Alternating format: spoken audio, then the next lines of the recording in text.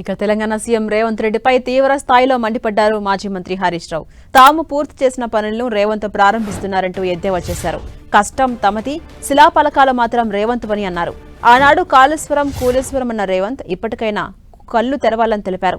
కాళేశ్వరం ద్వారానే పామాయిల్ ఫ్యాక్టరీకి నీళ్లు వస్తాయని తెలిపారు. అలాగే రైతు రుణమాఫీ చేశాకే సిద్దిపేట వస్తానన్న రేవంత్ ఏ ముఖం పెట్టుకుని వస్తున్నారని ప్రశ్నించారు. రోడ్డు వేయించినాం, భూసేకరణ చేసినాం, నిధులు మంజూరు చేసినాం.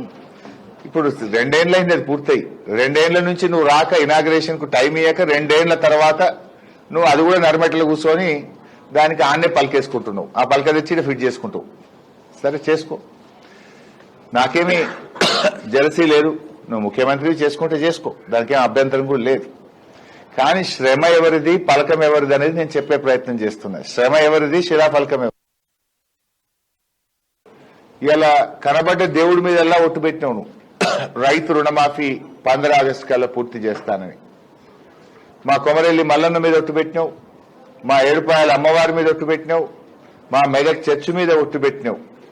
మరి ఈ రోజుకు రుణమాఫీ పూర్తి కాలేదు. ఇవాళ నువ్వు ఏ గ్రామానికైతే నర్మెట గ్రామానికి వెళ్తున్నావో ఆ నర్మెట గ్రామంలో కూడా ఇప్పటికీ ఇంకా రుణమాఫీ పూర్తి కాలేదు.